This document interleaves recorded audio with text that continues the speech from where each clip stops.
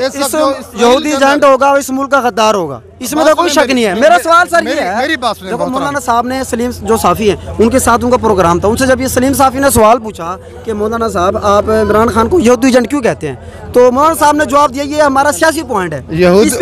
उनको फिर सियासी पॉइंट है तो फिर उनको ज्यादा इल्म होगा। बाकी दूसरी बात है, इस वक्त जो फलस्तीन के अंदर इस वक्त कारपेट बमबारी हो रही है, जिसके साथ B-52 त्यारे, हेलीकॉप्टर, ड्रोन त्यारे, अपाची हेलीकॉप्टर, चनूक हेलीकॉप्टर से वो बड़े क्रूज मिसाइल दाग रहे हैं, मुसलमानों को शहीद कर रहे हैं। तो हमारे हुक्मरान, इन हुक्मरान को भी चाहिए कि ये भी अपने अपने होश के हमारे हुक्मरान तो वाकई बुज़दिल बेगैरत हो चुके, इसमें तो कोई शक नहीं है। बाकी ये है कि मेरा ये सवाल है कि तमाम उम्मत मुसलमान अल्हम्दुलिल्लाह जो अंदरूनी काम कर रहे हैं, मैं उनको हम सलाम पेश करता हूँ इंशाअल्लाह।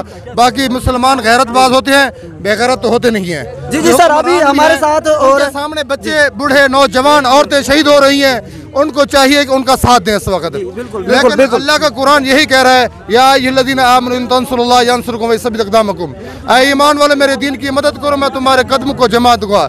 नहीं करेंगे तो फिर जलील ख्वार होंगे। इस दुनिया के अंदर तो उनका वकार होगा, इज्जत होगी, लेकिन क्या होगा, दुनिया के यहाँ होगा और यहूद नसारा के यहाँ होगा, लेकिन अल्लाह के यहाँ उसकी कोई इज्जत नहीं होगी। इल्ला तनफिरू युअज़्ज़िबकुम अज़ाबन अलीमा वयस्तब्दिल कौमन गैरकुम वला तुसय्या वल्लाहु अला कुल्लि शैइन क़दीर।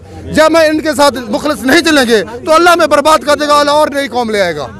तो मैं मोहतरम तमाम उम्मत मुसलमान से, तमाम उलमा अल्लाह वालों से यही गुजारिश करता हूँ कि वो इस वक्त जो काम कर रहे हैं इंशाअल्लाह वो हक का है और ये सच का है।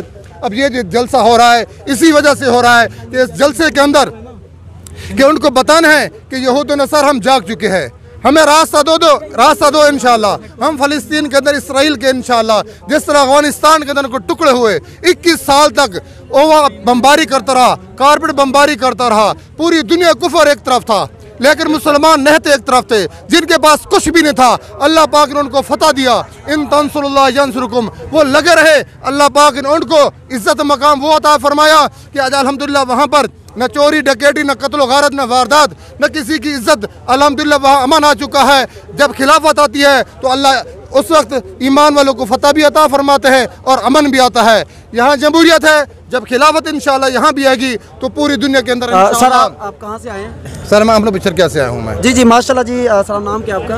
मोहम्मद हनीफ मेरा नाम है। जी जी मोहम्मद हनीफ भाई ने जो ज़बरदस्त बातें की इसमें कोई शक नहीं है। हम पूरे मुसलमान जो ख़ास तौर पर जो हमारे हुक्मरान वो बगैरत हो चुके हैं। फ़लस्तीन पे तो किसी को कोई वो है नहीं, हर मुसलमान के दिल में फ़लस्तीन है। तो ये जो हनीफ भाई ने जो जज्बात जो कहे हैं इनको पूरी उम्मत मुसलमान को उस पर गौर करना चाहिए, इसको जागना चाहिए। आखिर कब तक हम जो है मुर्दार बने बैठे रहेंगे? इंशाल्लाह एक दिन वक्त आएगा, इंशाल्लाह इसराइल तबाह होना इसमें कोई शक नहीं है। लेकिन इंशाल्लाह ये अब जो है ना, ये जो पैगाम है हनीफ भाई का, तो जितने भी दोस्त जो है ना इसको गौर से सुने, समझें और इसको आगे शेयर करें।